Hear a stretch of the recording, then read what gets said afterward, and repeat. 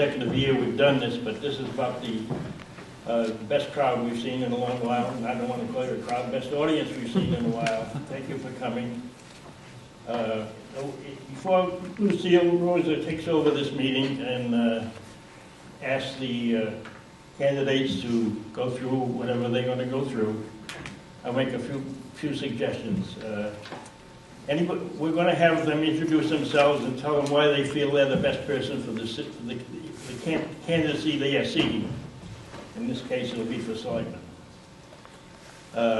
After that, when they're both through, I'll ask if there's any other candidates who are on the ballot and would like to come up here and introduce themselves. That can happen also. So that's fine and dandy if that's going to happen. Aside of that, when you folks are ready to ask your question, right up to the microphone on the center of the floor there, introduce yourself and indicate, please, that you are a resident of the town of Freetown. That's one requirement. Thank you. We see if you take over now, please. One reminder, please turn off your cell phones or put them on silent or vibrate so that the proceedings are not disturbed by that. I would also welcome all of you this evening to our Candidates Forum. This event is being taped and it will be broadcast on Middleborough, I believe it's the Middleborough cable local channel on over the course of the next few days. The election is April 1st, correct? Yes. I have to make sure I have these things straight. And so the importance of tonight is very strong because especially the selectmen's position being a contested race, you want to make sure that you know about the candidates so that you can pick the best one according to whatever you feel should be. So without further ado, I'm going to ask each of the two candidates for selectmen to stand and come to the podium and give a 5-minute maximum explanation about why they should be your choice candidate, and then we will proceed with questions from the floor. Jean?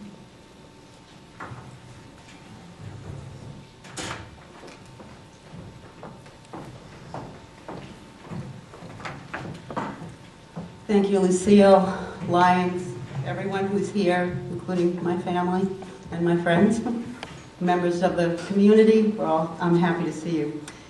All that is worth doing is what we do for others. That quote's from Lewis Carroll, who wrote Alice in Wonderland. It's been my effort to work for almost the last 30 years to honor those words. I started out small. I did some soup kitchens, some fundraising, things of that nature, but not long after moving here, I joined Parade and Fireworks. In a year when we weren't going to have any, I jammed the kids in the minivan. We went running around, knocking on doors, banging on windows. We got the money. We made it happen. I'm pleased to say that I still sit on that committee with great pride and a good group of committed individuals that make Freetown the envy of communities around us. I then graduated to other volunteer activities, including 2 school building committees, a school council, recreation committee, parks committee, scholarship committee. I hosted several Arbor Day events with the tree warden, Gary LaRanger. We planted trees with first graders at Little Fenway, the senior center, and one here at the school in honor of former Principal Don Nowak. I launched Bus Driver Appreciation Day. I'm glad to see that that tradition continues. From 2003 to 2009, I was on the regional school committee. Some of those years were very challenging, not unlike what we're witnessing today. I was vice chair of the Southeastern Regional Planning and Economic Development District, SERPID.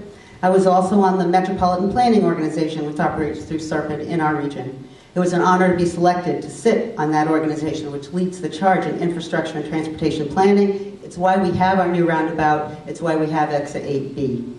I was also on the CERT Advisory Board. Now, we don't run buses here, but we do rely on CERT to give us a Council on Aging van. And as we've identified areas where development should happen in our community, I fully expect bus service will extend into Freetown. When I was appointed project manager by the Patrick Murray administration to the South Coast Rail Project, I had to give up some of that stuff. But I still serve on the Leadership Council of the Women's Fund of Southeastern Massachusetts, the Bristol County Commission on the Status of Women, the South Coast Development Partnership Steering Committee, the Advisory Board of UMass Dartmouth Center for Policy Analysis, and the New Bedford Education Foundation, which provides funds for teachers and programs in the regions with a focus on STEM and world languages. STEM, science, technology, engineering, and math. A lot's happened since I first took office. We descended into the worst economic recession since the Great Depression. We lost a beloved young man, Petty Officer Tyler Trahan, to a roadside bomb in Iraq. We weathered a breached dam, horrendous floods, Hurricane Irene, Hurricane Sandy, and recent Storm Nemo. When the dam fell apart in March of 10, I was handed a brief emergency management plan, which we quickly learned we had a lot to do if we were going to be able to prepare for any future disaster. Thanks to Wes Vaughn and our committed team of public safety people, we have developed a responsive plan that we are able to mobilize and quickly and efficiently implement, and we've done it.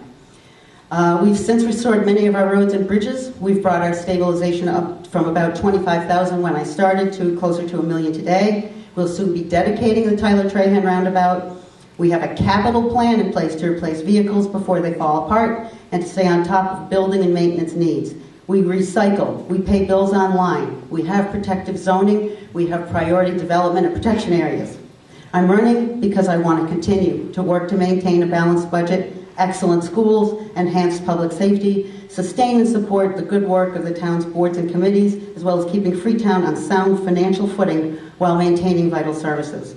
I've built solid relationships locally, regionally, and at the state level, and these relationships have certainly helped us when we've needed it.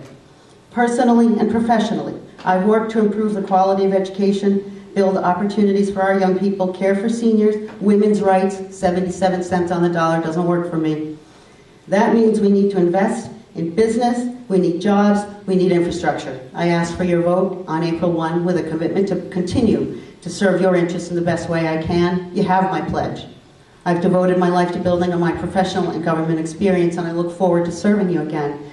Albert Einstein said, the only knowledge in life is experience. I cannot disagree with that. That's also true. All that is worth doing is what we do for others. Thank you.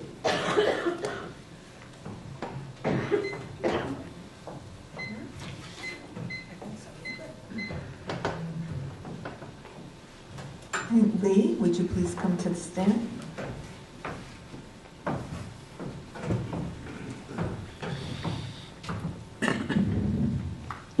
Good evening. Hi. My resume isn't going to be quite that long. It'll be interesting, though. For those of you who don't know me, I actually showed up in New Bedford in the 60s on the bridge of a Coast Guard cutter. I liked the area and stayed. Decided I'd make my life here. Started a career at the Standard Times. Became an apprenticeship, took an apprenticeship in the press room, became a journeyman pressman, and then ended up being the press room manager for that building in Fairhaven. But I always had this wanderlust. And I was offered a position at a company that we were buying our ink from, and I took it as a technical service manager. This was a privately owned $300 million a year corporation that was looking to grow. They needed people to build it and mold it that had good management skills and help us build this corporation, which we did. Over 25 years, we built it from 300 million to 1.5 billion globally. Now, along the way, when you're getting pounded in a corporation and you travel 3 million miles and you live 700 weeks of your life in hotels, you learn what it's like to do business, and you learn there's no gray area in your business life. When you work for corporations and you have to make a living, you pretty much produce every day, no gray area. There's no room for, whoops, I made a mistake, there's no room for any of that, or you lose your job. Consequently, my business skills were honed to a fine point. My communication skills, my people skills, I think are second to none. If you are going to manage a town or a corporation, that's what is required. no gray area in your life. Your citizens should be treated like customers, not like serfs. The town works for you, you don't work for the town. I don't necessarily think that's what's happening all the time. I believe in absolutely balanced budgets. Not every 4 years, every year. I absolutely believe that you and you and you and everybody in here should have a right and feel comfortable to walk up to a selectman at any time, or any town employee, and say, I have a problem, and be very comfortable that your problem will be addressed without any fear of repercussions. I don't think that happens every day in Freetown. My position would be this. I absolutely applaud what teachers do. I applaud how efficient our school system is. I think our seniors should be treated as national treasures and not something we think about every 4 years or election year. My position on taxes, I think this town should get, certainly we have to pay taxes, but I think we should make sure that we get a big bang out of every buck that we spend, without a doubt. My politics are in the center.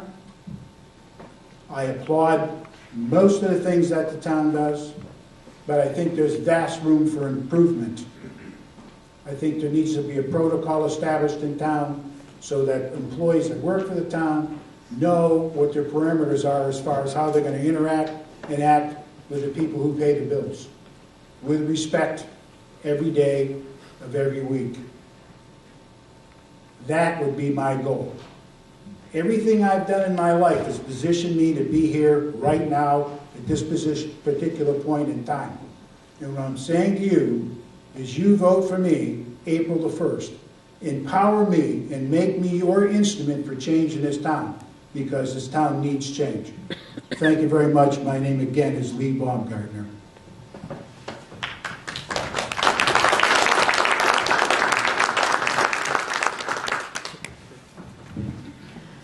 Okay, are there any other candidates who want to say anything about themselves who is not sitting up on the stage?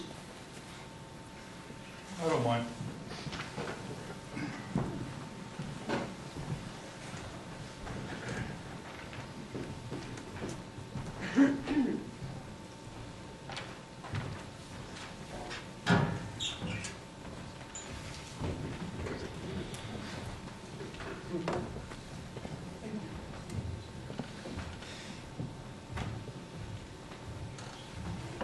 Good evening. My name is Mike Pillarella. I'm running again for Water Commissioner. And we're also looking for somebody else, unfortunately, to replace someone that just passed away last week. One of my other commissioners, Jay Walsh. He was very, very active. When we became an enterprise fund, it was very important to continue what we were doing because we don't operate with any taxpayer money. We're totally funded by our customers. And unfortunately, we only have like 593 customers in all of Freetown. One of our goals is to expand, because when we expand our water service, we're also putting hydrants in front of your houses, which reduce the cost of your insurance. And that's an actual freebie because you're not paying for the hydrants, the customers that use the water are. I'd like to continue what I've been doing. Up here, I don't know why I'm unopposed, but I feel that you should know that, I want to continue what I'm doing, and we're looking for somebody else. And the selectmen will have to appoint somebody to replace Jay until the next election. So we're looking for some additional help. We've been fighting a long battle with the people we buy water from. We don't have any. This town foolishly gave away all its water. Quiticus goes to New Bedford. Our Copacut Reservoir goes to Fall River, and we're paying a premium price to buy it back. And unfortunately, New Bedford's pretty good with their water, a lot better than a lot of wells. But the people in Asona that we buy from Fall River, well, we have to treat that water that comes in from Fall River because it's no good. And it cost us so far $250,000, and our agreement was to buy water that we could drink.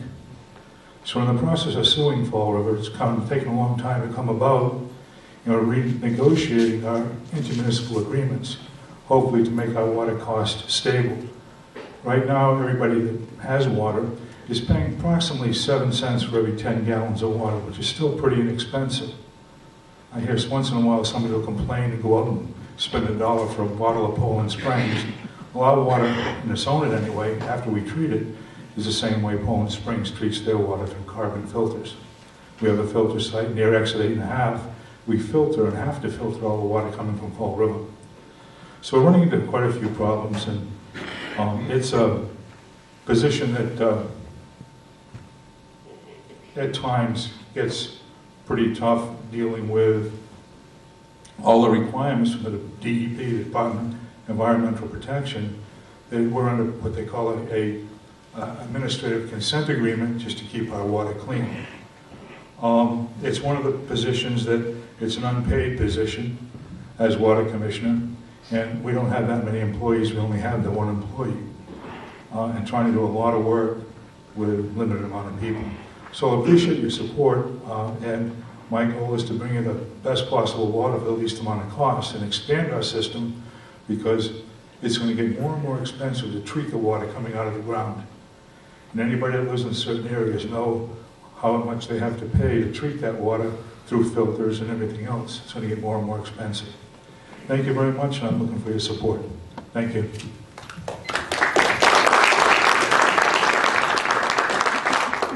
Anybody else?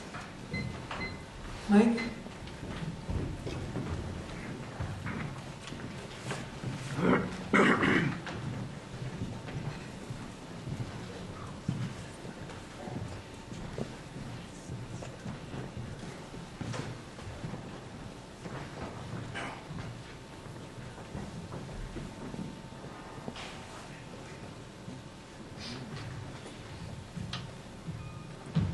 Good evening, everybody.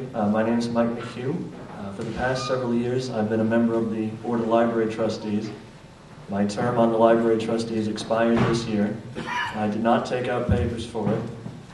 However, it's not for want of wanting to stay. It was just to see if anybody else would come forward. Nobody has, and nobody did take out papers for that position. So I am pleased to continue serving in that capacity, and would ask folks to consider writing me in for the position of library trustee for the next 3 years. I've also been approached by people from both Freetown and Lakeville who have asked if I would consider taking one of the vacant seats on the regional school committee. I've made it clear to folks that I would be willing to do that only if nobody else stepped forward, because I think other people should have the opportunity. There are 2 seats open. One is for 3 years and one is for 2 years, and so far only one person has stepped forward. So in the event that in the next few days nobody else comes forward, I would be willing to do that for the time being until there's some more interest. And that leads me to one thing that I think is important to highlight, is the number of seats on this year's ballot that have nobody running for them whatsoever. It's very disappointing in a town that values its self-government to see so very few people taking part. Serving the town can be a stressful and challenging thing, but it can also be a very rewarding thing to do. There are quite a few people that you're able to help by doing it, and I would certainly hope that either in this year through write-ins or in future years, more people would consider stepping forward and doing it. It doesn't take a whole lot of your time, and you can make a good impact in people's lives. So please consider doing that if you haven't before. Thank you.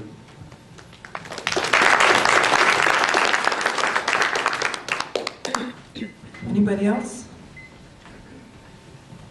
All right. I just want to remind everyone that we are limiting the questions to residents of Freetown. When you step up to the mic, please give your name and address.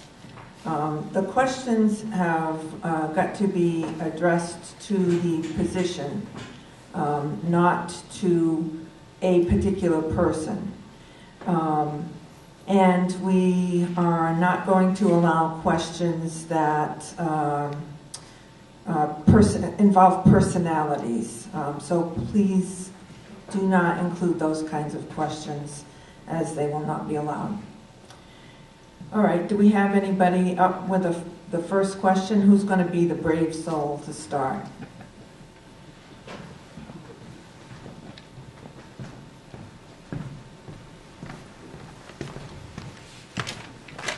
Good evening. Okay. There we go. That's better. Good evening. Bob Noguera, Richmond Road, Freetown, Mass. Member of the Freetown Lakeville Regional School Committee. My question is on school budgeting. School budgets represent the majority of the town's budget, reflecting more than 50% of the money spent in any given year. What experience have you had with school budgeting, which includes special education, unfunded mandates, and transportation, while trying to balance the needs of the town? Thank you.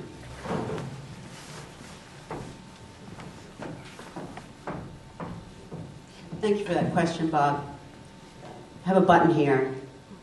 It came from my boss, Transportation Secretary Rich Davey, and it says, "But we've always done it that way," and it has a line through it. You can't continue to operate the way we've been operating on the agrarian calendar the same way. We have to start thinking creatively. We recognize that education is the one thing we can give our children that no one can take away. And they deserve it and they need it. They need that. They need training beyond that to be successful in life and career, and we owe them that. As a former regional school committee member, I battled some budgets. I know that there's a significant shortfall this year based on what your school committee has put forward.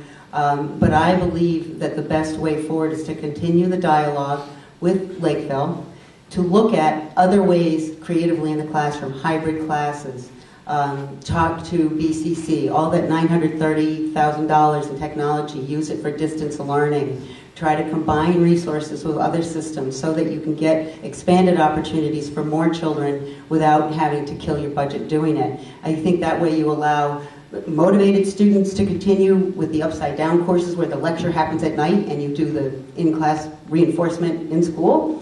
And then you can also help support those that are more challenged by the limited time on learning that we have by allowing them with that technology to expand their learning. So I think we have a lot of opportunities to expand creatively, build on what we've got, which is a wonderful foundation. We have two communities that have committed to their schools for years and years. We believe in the schools, we believe in education, but we also have to recognize we have other services that must be funded as well. So we continue the dialogue with both communities. I think last year we were successful in doing that, and I would hope going forward that we'll continue to do the same. We need the partnership to work. We need to provide this education to our children to make them ready. Andy Sum out of Northeastern University did a study. That study indicated that the lower the educational attainment level, the lower the life earning potential. That means if you don't get this education and training, you don't get something that can give you a living wage, you become a taxpayer burden. And that's not what we want to do to our children. We want to create the opportunity. It begins in our schools, and it begins with a creative thought process. Thank you.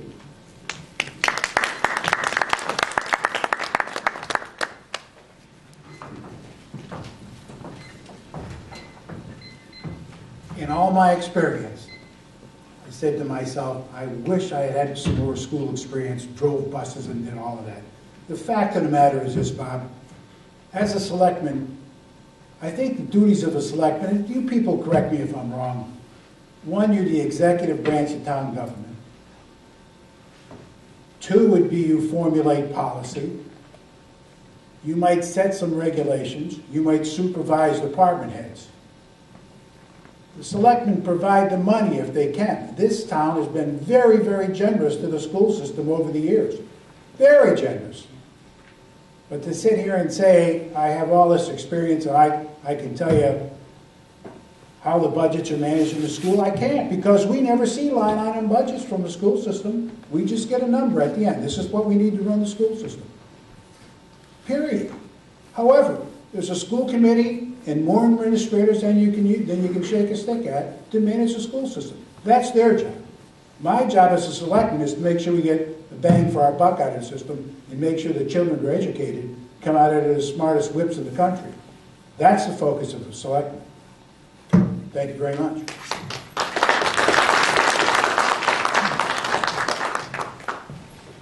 Next.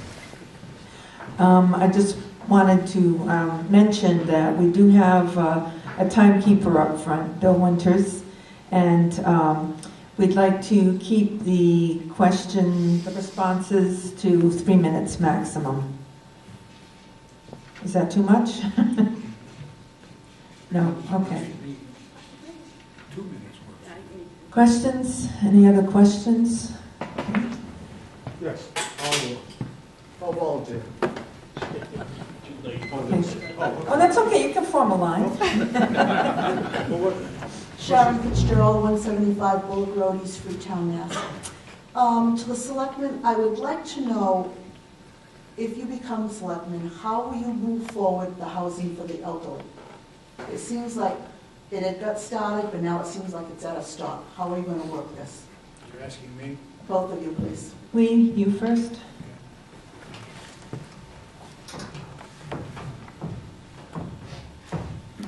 Let me just say this briefly.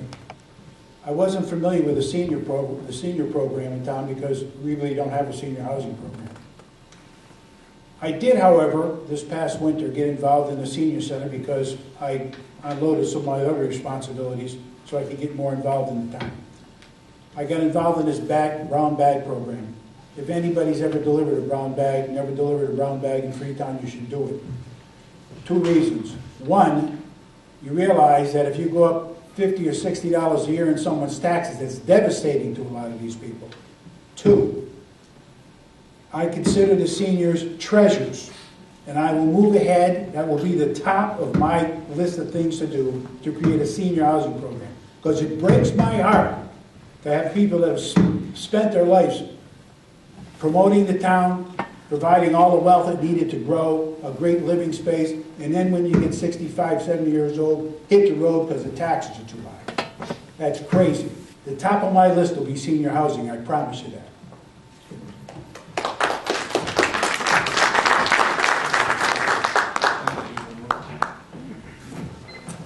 Sharon. As I think most of you know, last year we did establish a housing authority. It took many years for that to happen. We had 5 people on it. The last was supposed to be an appointment. That did not happen through the governor. But in the intervening period, we have looked at a few sites because, to Mr. Baumgartner's point, senior housing is sorely lacking. I mean, there's actually a state requirement for it, and it's unacceptable that people have no option in Freetown. We just received a grant through Mass Development for up to $460,000 to look at the Freetown screw site. $15,000 for a feasibility study. Look at the Freetown screw site, which is near the New Bedford line in Acushnet, and do some assessment and additional feasibility and remediation. And it is expected that that could be a very suitable location for multi-unit senior housing in Freetown Fund. That could actually happen, assuming we move everything forward with the grant and with the contracting. You have to go out through 30B procurement, regular statutory requirements. We could actually see some senior housing within 5 years. And I think that's 5 years too late, but it's 5 years better than nothing. Thank you.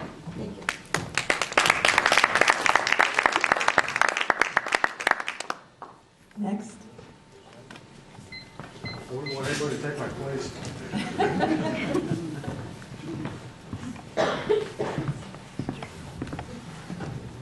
Good evening. My name is Joseph Montour, 46 Chase Road.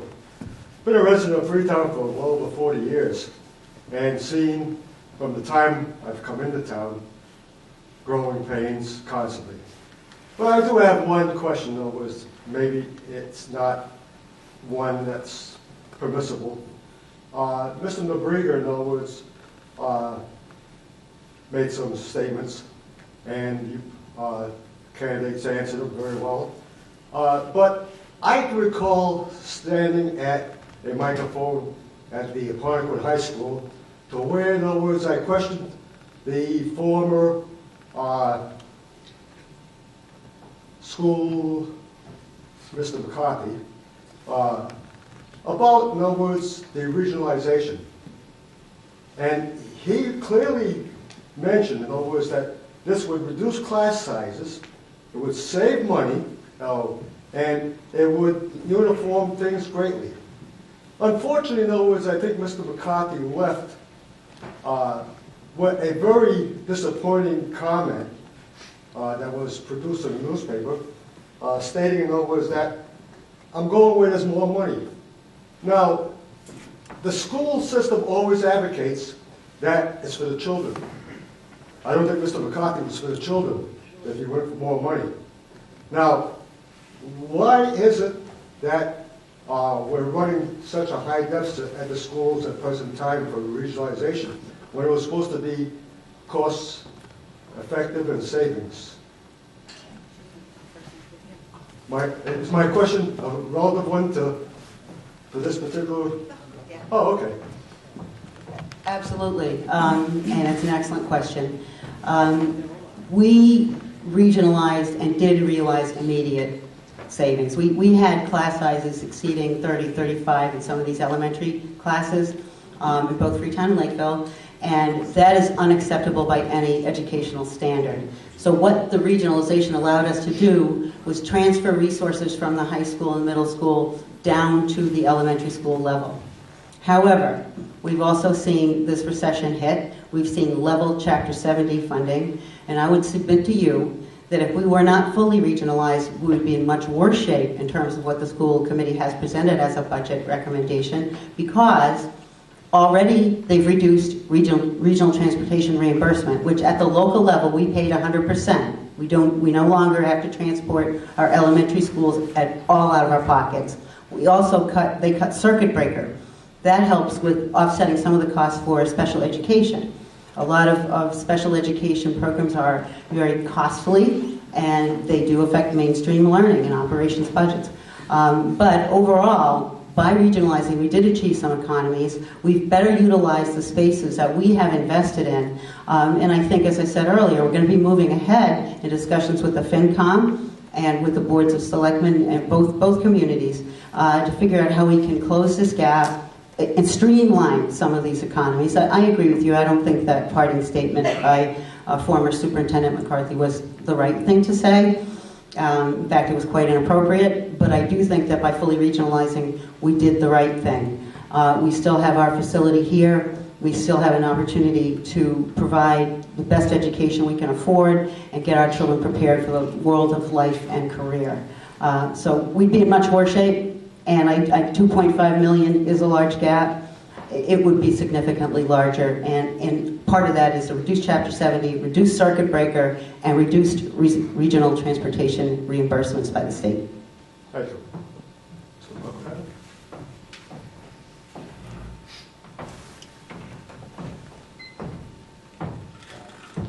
You know, Joe, if you don't work for government, budgets mean something.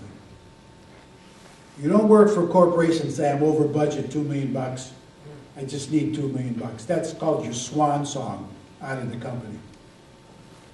In essence, I have never in my life heard of a government agency that says I have enough money. Never. Doesn't exist. The more money you give them, the more money they spend. It's simply a matter of economics. Budget systems, realistic wages, constraints and administrative fees, those types of things. You want to know why your budget went up, Joe? Look at the total budget from a school. I'm told in 1999 the budget was $10 million, give or take. Now it's $32 million. We're looking for another $2.5 million. 90% of the budget in the school system is salary and wages. You want to know where the money's gone? Simple. Let's open the books. Let's find, how about this? How about something simple like a People's Commission to go in and open the books and explain to everybody exactly where the money's going. How much is being spent on kids, how much is being spent on administrative fees, how much is being spent on building maintenance. So when we are approached for a $2 million override, people can say, you know what, maybe it is worth it. Let's be truthful. Explain to people where the money goes. That'll answer that question of yours about why is it so expensive to run the system. Thank you. Thank you.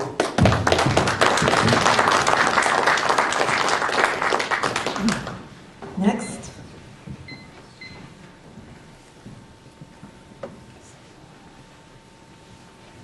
Was it something we said?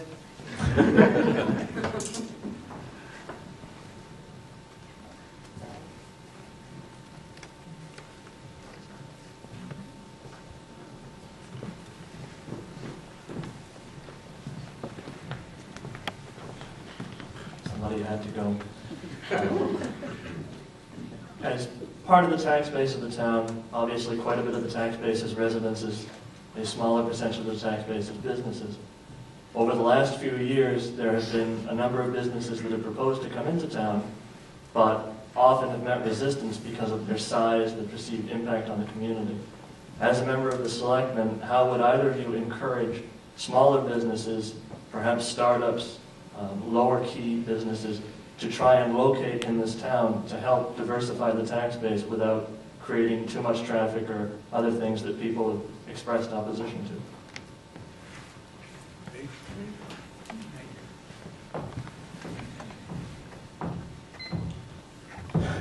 I think what you're talking about is a problem every community in the United States of America has right now. You have a residential, you have corporate taxes. We certainly pay more residential taxes, but corporate taxes are a lot higher.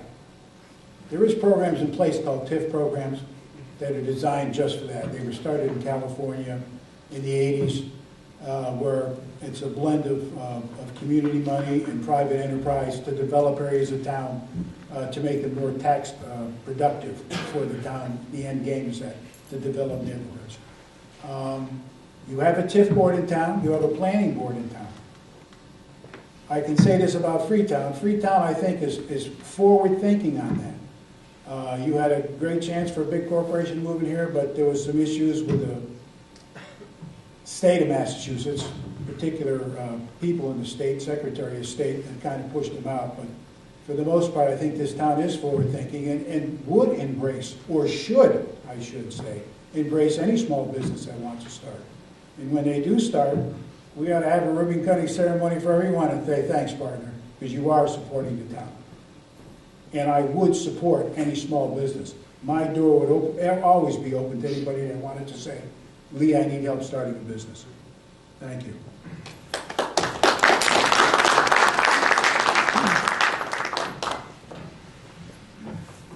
I completely agree with Mr. Baumgartner. Everything he said, we definitely need business, we need jobs.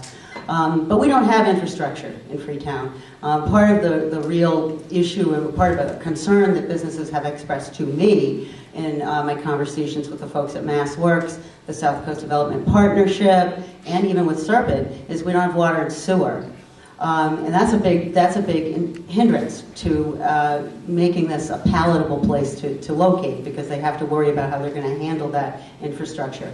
One of the first things I would do, I think in the governor's plan this year, is additional Chapter 90 money. Chapter 90 money, as you know, is what we rely on to do all our roads and bridges, because town budgets have nothing in them for highway and anything beyond personnel, in other words. So all of our road infrastructure work is Chapter 90. And I would advocate for segregating a few of those dollars to do some feasibility studies to determine how we could run infrastructure in areas that we have identified as a community as priority development areas. We've already done that protected zoning. We could run the feasibility study. That positions us to then apply to the Executive Office of Housing and Economic Development for what they call MassWorks funding, and that's strictly for infrastructure, and it's divided up based on the size of the community.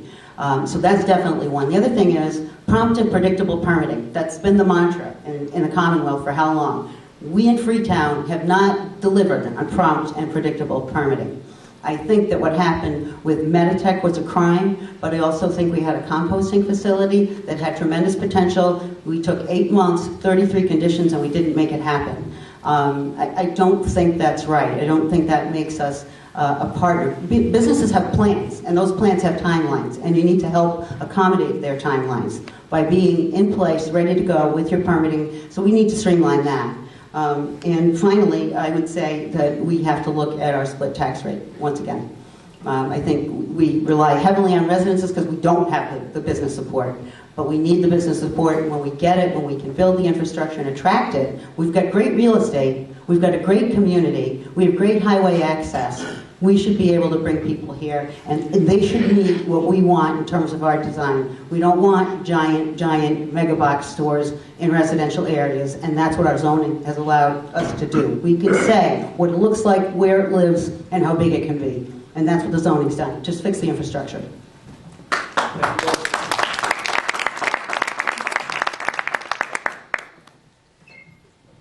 Next.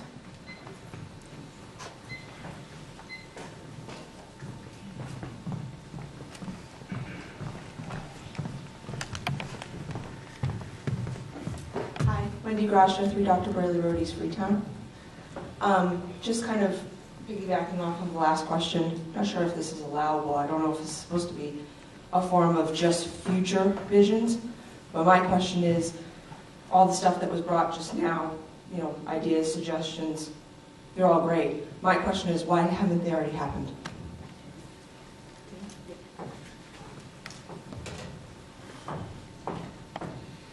If you could elaborate a little bit more, are you talking about why don't we have senior housing? Why don't we have infrastructure? Why don't we have the businesses? Why haven't we done those studies? Why haven't we already started making that progress? We haven't had. Are we going to? Yes, we are. We haven't had the money. We did work last year with Serpent to come up with some kind of plan to do the 25% design on South Main so that we could do the infrastructure. And there was a plan, but it would have involved the Chapter 90 funds. While Chapter 90 funds for the last 2 years were increased over prior years' levels, this year we anticipate another increase. And so I think we'd be in a position to do that. We could also potentially do that on the 140 side, where we have another priority development area identified by people in this town.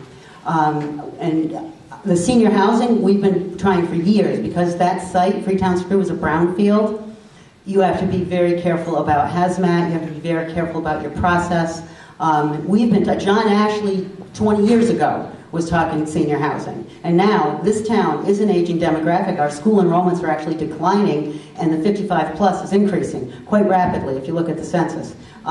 When you get to an age when you can't shovel your walk, when you can't take your trash out, and you have no option, it's a terrible place to be. And I think there's because we finally last year got the housing authority in place, and now we have this grant money, I think you're going to see some tremendous progress there. Is there any other area you were referring to? Those are the two primary ones. Okay, thank you.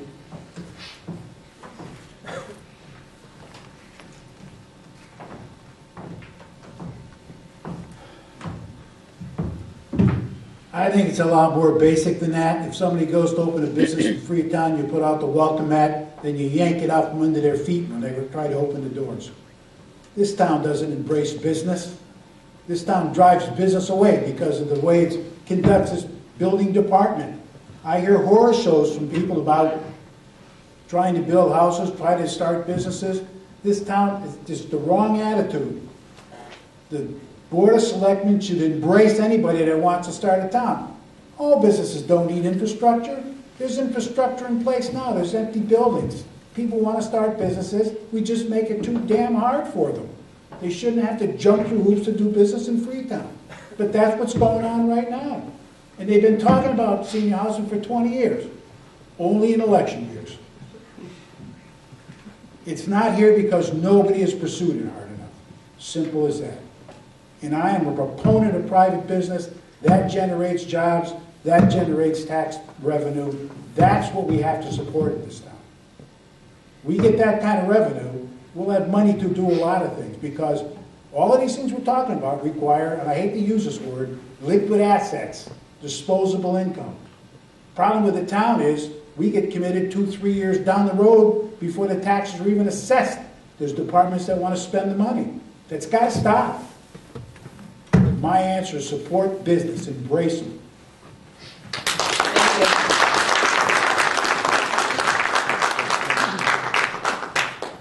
Next.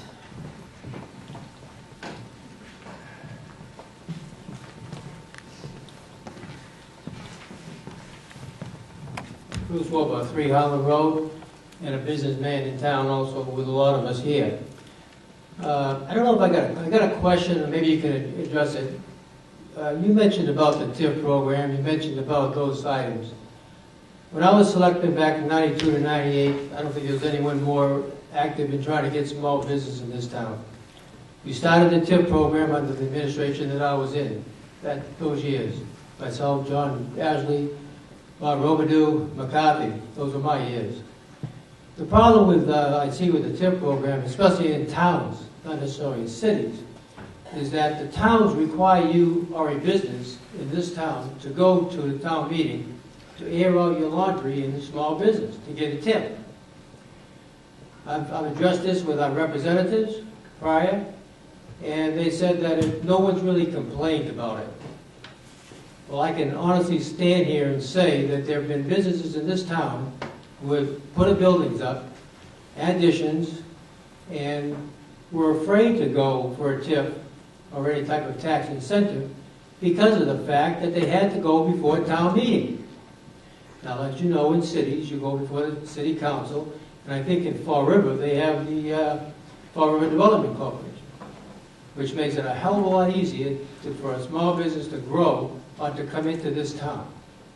Now, I don't know if you can address that issue, but that is one that I think is a problem in not just this town, but every town. And I think if you go around to the different towns and you ask that question, you're going to find that would be a concern with some people in town. I mean, I've lived here all my life, and you know, I was the first one to get a TIF, and it was difficult to adhere to that TIF under the circumstances and the economic challenges during those years. But you know, I thought that by myself doing it, we could get other small businesses in town to see that it's not that hard. But as soon as you give them the application, which I did many people in town, many businessmen, and as soon as you tell them that they have to file the proper paperwork and go before a town meeting, they got a problem with that. So I don't know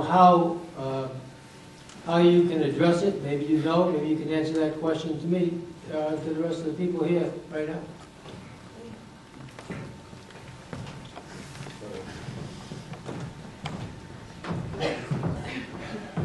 First of all, let me say this. TIFs were designed in California in 1982.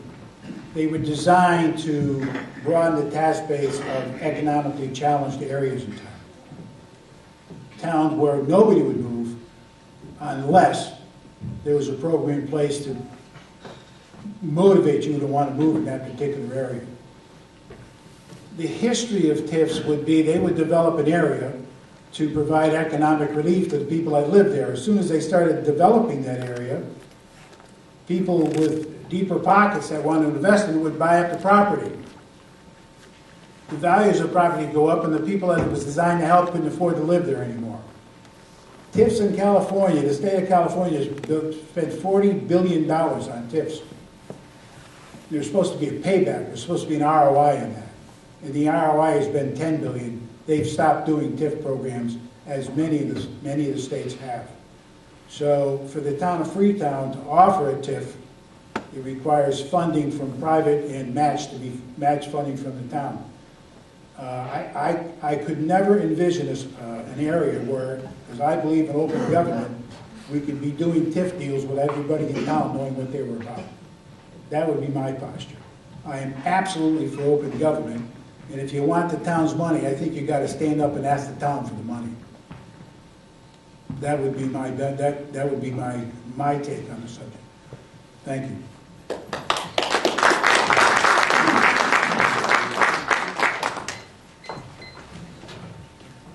I do remember what you went through with yours, and I know that we negotiated one with Stop and Shop that actually has brought in significant revenue to the community. I also know of other communities where they lost out on a business. Taunton lost a couple to Raynham because they had a TIF program that did work. They're packaged differently. We've reconstituted the TIF board.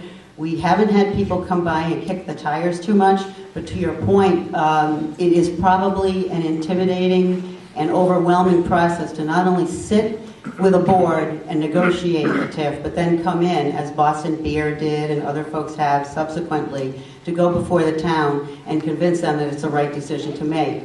When taxpayers are paying a certain rate and you're telling them, well, for the first couple of years the businesses are only going to have to pay this much, it's a tough message to deliver.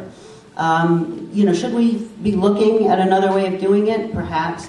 I don't think that throwing TIFs out is going to be beneficial. I think we've nadered in our economic downturn. We're starting to see some housing starts. We're starting to see some more interest in business.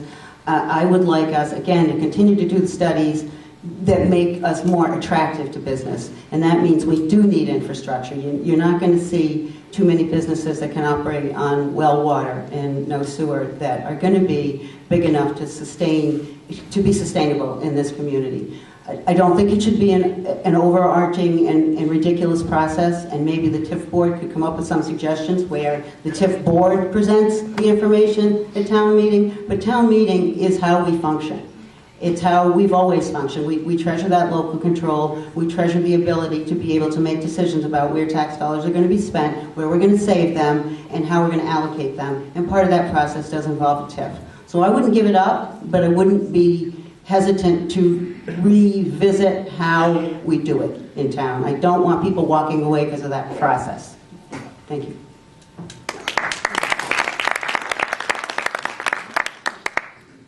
Next.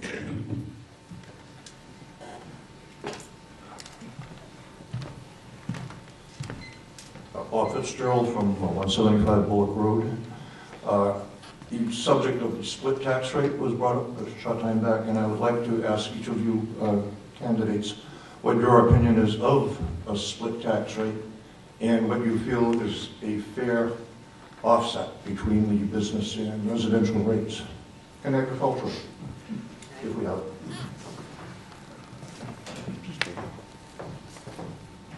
I think the split tax rate is a drain on businesses, and I think it's off-putting to some businesses. But it is how we've operated for a long time. We also know that we, every year, look at what the assessors put forward and how we should be assessing residents, and we've continually gone with the margin presented by the assessor's office, and for the last 2 years, we've questioned that. Do we really need that? We've been frugal. We've been responsible with our spending. We've been carefully restoring what we lost when things fell down. I would like to see the margin narrow, but the only way it's going to really narrow is by being more attractive to businesses. Mr. Baumgartner has indicated, and have I.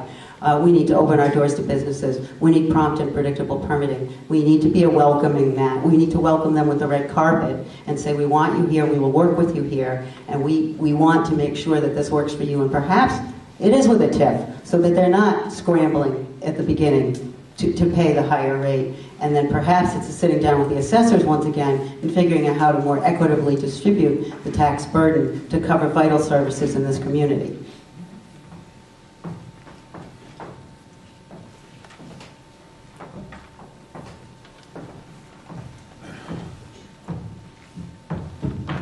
The split tax rate has been this way forever. That's how corporations are taxed, and that's simply how residents are taxed. The answer is to hold the rates steady, not to raise them on either or. Expand your tax base and hold the tax rates down. Inevitably, you do that and you show business that you're not going to gouge them, they'll come to your door. They will come to your door. And when they do, that benefits you as a resident and the same corporations that come to the door. Because they want stability. Corporations, anybody who wants to come here wants stability. They want to know that if they're going to pay their taxes, they can depend on them being close to what they're paying now for several years. Because corporations like to plan things 5 years in advance. So the deal is hold the tax rates down, expand your corporate base. Thank you, sir.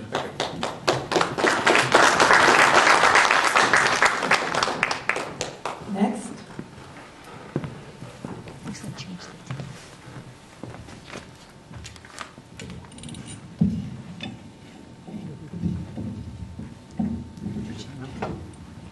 He needs to change the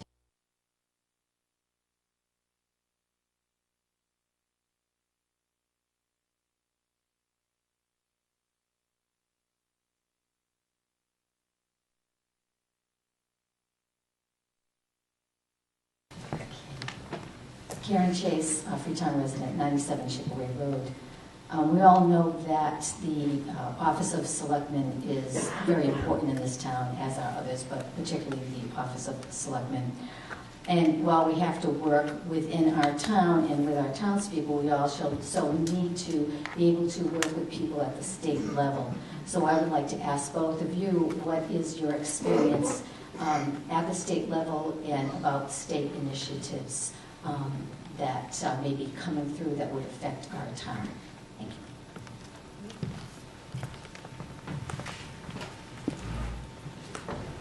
you. Well, that's an interesting question, especially when you know I have no experience in the state. Kind of a loaded question for me, wouldn't you guys? I don't know that. But That's here's why the I'm deal. asking. What I do have, miss, is corporate experience. I know how business works. Do I have contacts at the state? No. I do not have contacts at the state. But I think that's a good thing, because I live in the real world. And the real world means if I want something in Freetown, I got to damn well work for it. And I know that at some point, my elected officials, Smith, Kiko O'Rell, if I need rally help at the corporate level or at the state level, I'll have to depend on them to help me.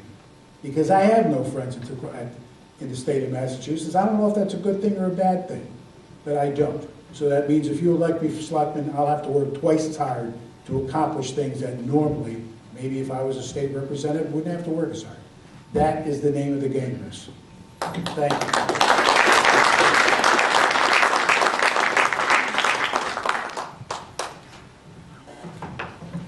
Long before I became a state employee, I worked really hard with my work at Serpent and CERTA. Even on school committee, I attended all the conferences. My goal was to network, to establish networks that would benefit Freetown.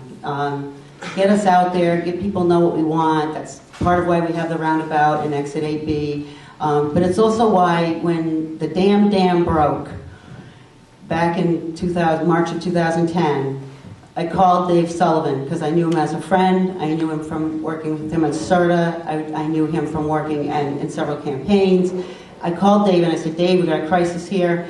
The dam's falling apart. I'm in New Bedford, heading to Freetown. He goes, I'm in Boston. Let me knock on the governor's door. 6 a.m. the next day, the command center was set up. We had FEMA and MEMA already involved, and that was our dress rehearsal for the floods. I'm proud to say that through this networking, through these connections I've made over many, many years and in many capacities. Some of them were when I was in the Workforce Investment Board. They're business, education, and legislative leadership that are on my cell phone right now. And I'm grateful to them, to be able to know them, to be able to know that I can contact them at any time with a need. When I needed a light tower on Narrows Road, I called Fall River and I got it. When I needed a van, because the Council on Aging van fell apart, I called the person in New Bedford. I got the van. Well, I had to send the fire department to go get it, but I got the van. These important connections have benefited us in ways that are not always noticeable, but are important. You can't operate as 351 separate silos. You have to connect with the communities that are your neighbors and that surround you. And that's the focus I've taken everywhere I've gone, whatever capacity I've worked. Schools, recreation, parks, everything was about bringing these networks together to work for the benefit of Freetown, and I expect to continue that going forward. Thank you.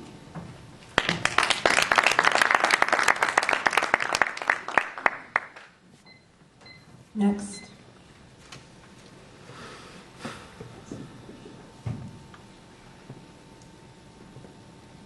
We'll do questions on fishing, hunting also. Sure. Shooting trap, you shoot trap. No, my husband does that.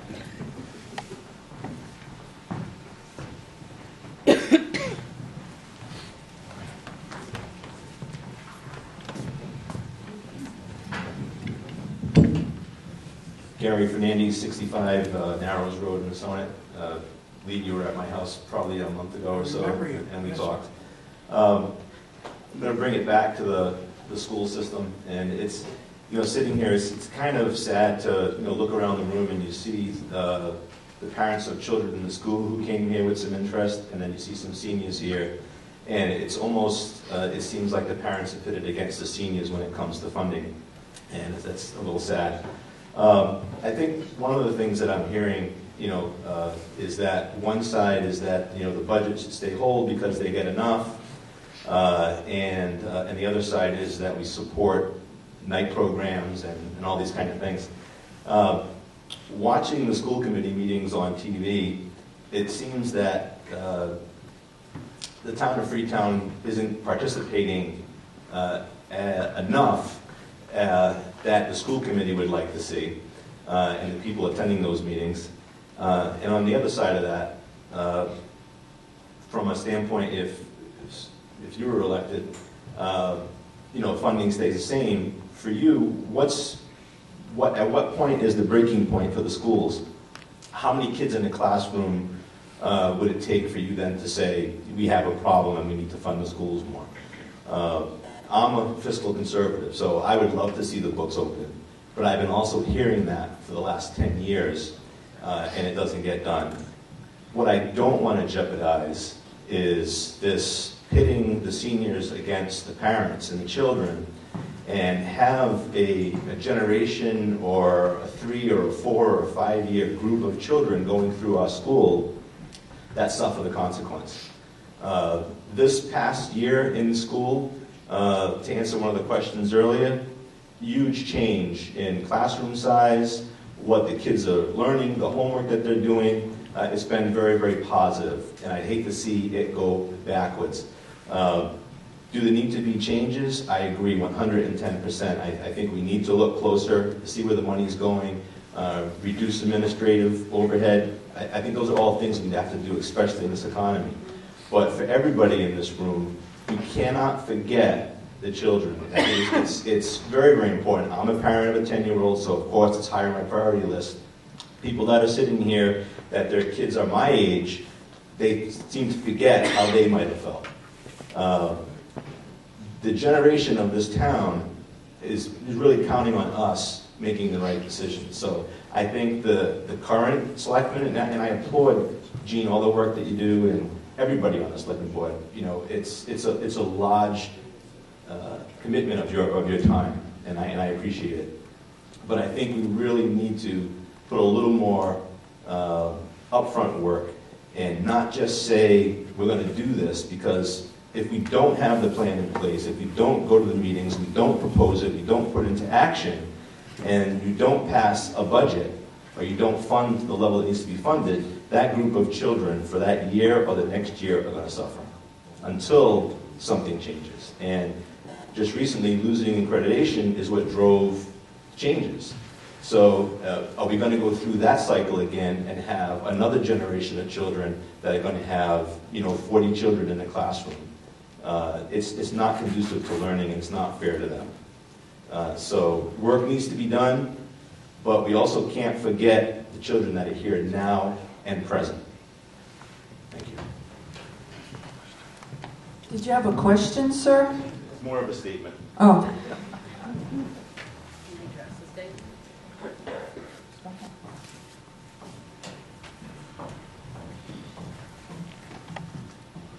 I actually appreciate that statement because you're right. If we don't do right today by these young people, the next generation will pay the bill. We also all agree, I think uniformly, that we can't do business the way we've done business in our schools anymore.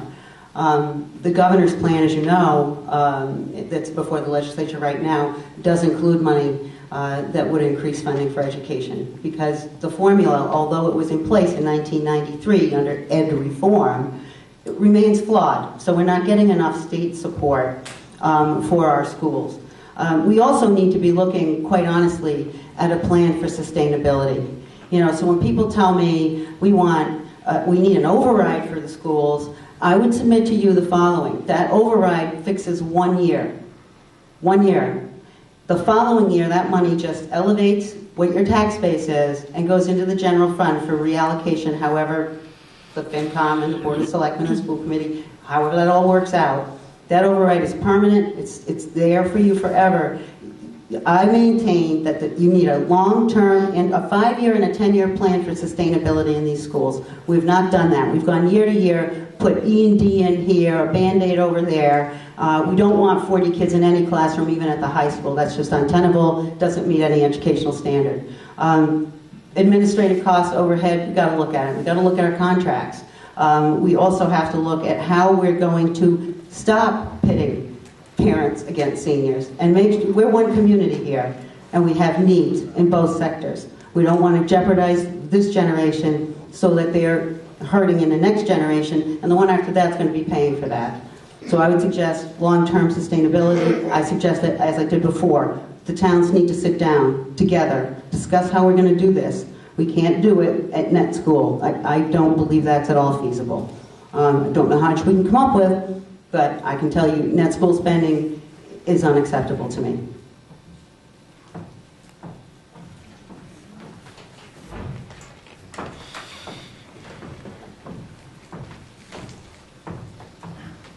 just like to say I froze my butt off talking to you outside. I think it was about 15 degrees. But I heard that. I talked about that with my wife when we went home.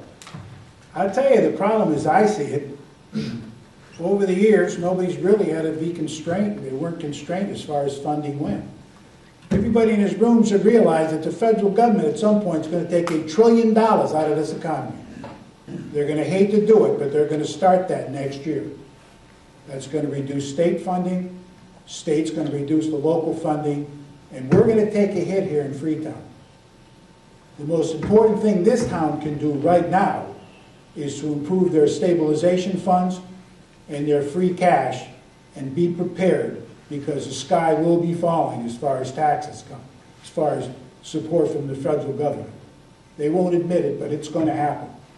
So how important is it for your administration and your school committee to plan things? She hit the nail on the head. Sustainability. I don't want to know what's going on next year. I want to know what the plan is 5 years down the line. Who's going to make those decisions? The 4 people, or 5 or 6, 7, whoever ends up on the regional school system this year? I don't know. But at some point, that is their job. That's their focus. To tell the rest of us what we need, what we have to provide, so your children come out of there smart as whips. Not come up to me every 2 years and say, I need a couple of $1 million. I want to know where the money went. I want to know where the money in the future is going to be spent. We need to have a grasp on that. I don't see there as being a master plan. My feelings are we seem to plod along and worry about money. That's not the plan. Corporations do that, fail every day.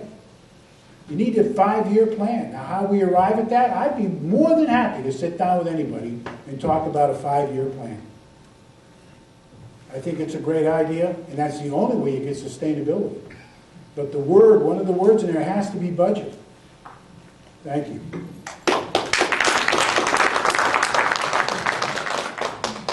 Just a reminder, when you hear the little buzzer go off, that's the end of your time. Well, I think I might have made a mistake. Okay. Next question?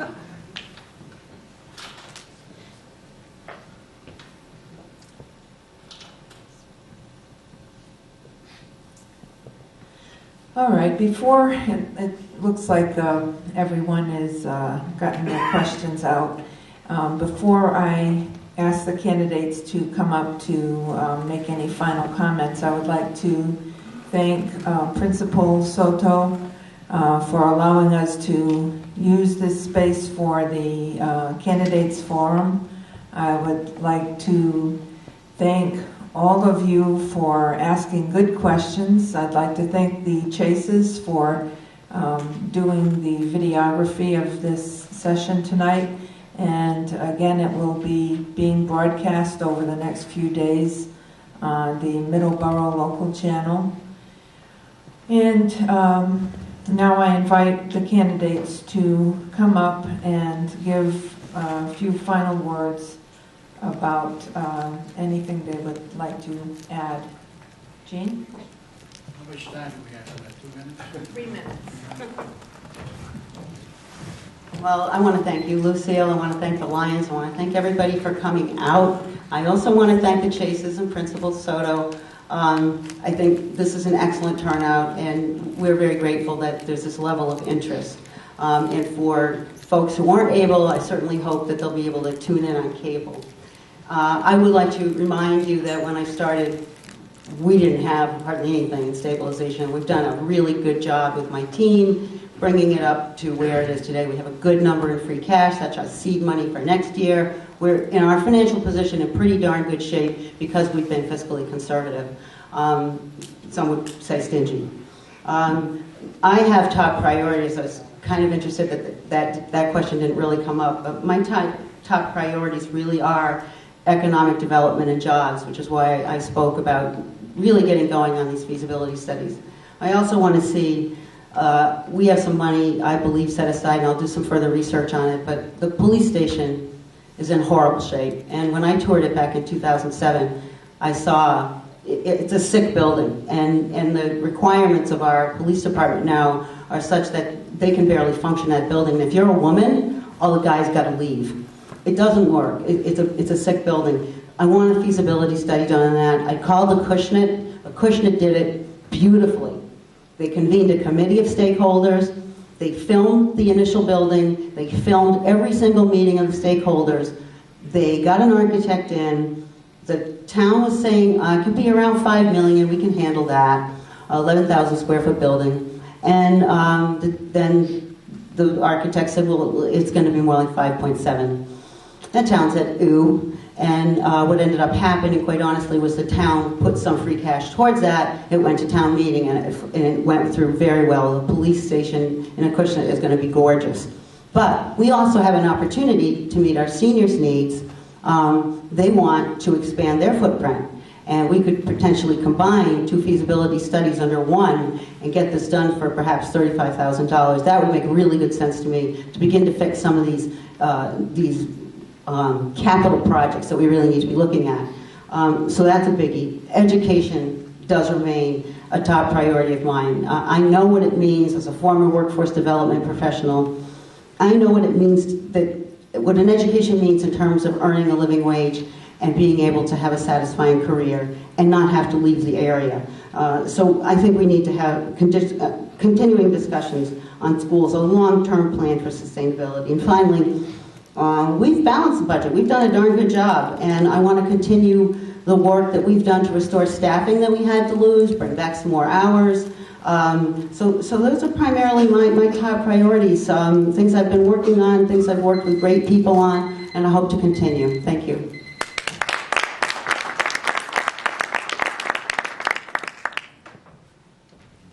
Don't start until I get over here. All right. Well, hey, y'all got a choice. There's people here very upset in town because they feel they've been abused.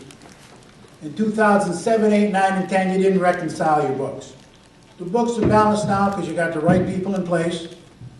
And they found $500,000 they didn't know they had. Yay, team.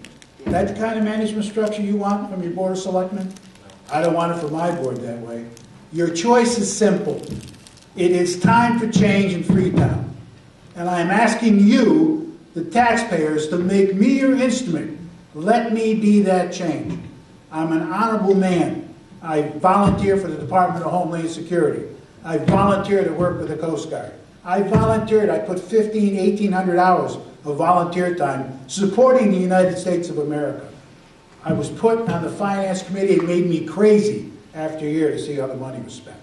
That's why I'm standing here now. I want to change that. Thank you very much. My name is Lee Baumgartner, and I am running for selectman.